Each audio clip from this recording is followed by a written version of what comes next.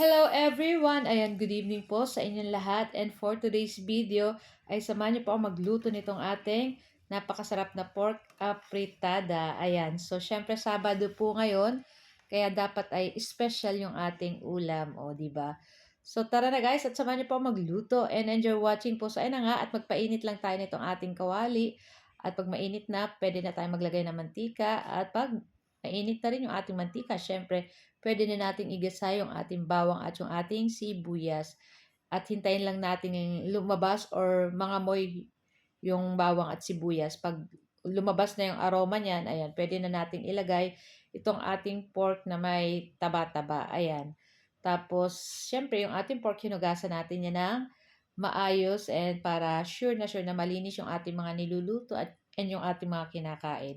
So, yun na nga at lagay na tayo dyan ng pamintang durog, saka ng asin para sa pangpalasa, and then halu-haluin lang po natin. Ayan, sasangkutsahin lang natin muna yung ating pork dyan. Ayan. So, maglalagay po ako dyan ng konting soy sauce para mas masarap po at mas kumapit yung lasa niya dun sa pork. Ayan. Konti lang guys, ayan. Pero kung pwede niyo naman po hindi lagyan. So ako naglalagay talaga ng konti kahit sa mga menudo, ayan. Konti lang. Tapos ayan, takpan natin kasi lalabas pa po ang tubig na yan. So palalambutin lang natin yung ating pork.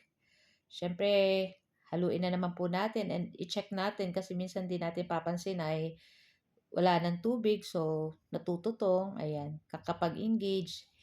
So, yan na nga, and pwede na po nating ilagay yung ating tomato sauce. So, maliit lang yung ating ginamit dyan. So, hindi yan masyadong mapula. So, tama lang yung color nitong ating pork apritada. Ayan. Tapos, halu-haluin po uli natin. Siyempre, maglalagay po tayo dyan ng tubig para palalambutin pa po natin yung ating pork. Ayan, siyempre dapat masarap po sa malambot po yung ating pork. So maglagay muna tayo diyan ng asin uli at paminta. Tapos naglagay din pala ako diyan guys ng isang pork cube. So hindi ko na lang na-videohan. So naglagay tayo diyan sa pampalasa. Ayan.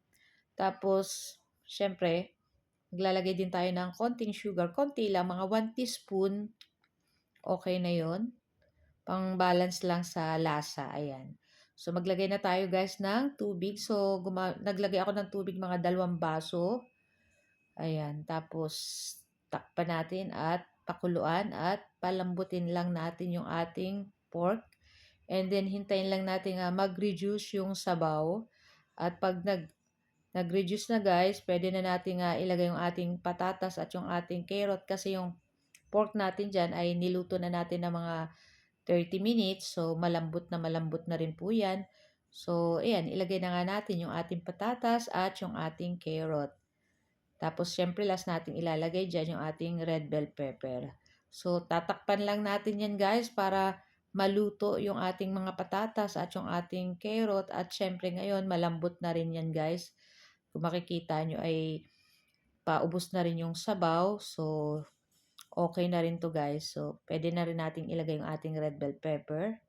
So, yan lang po. Napakadali, di ba? O, pwede na natin patayin yung apoy. So, mas maganda po yung hindi nating lutuin masyado yung red bell pepper. Ito po ay pampabango and syempre parang nakakadagdag siya ng sarap pag kinakain. Ayan. Sino po ba ang mahilig kumain ng bell pepper? Ayan.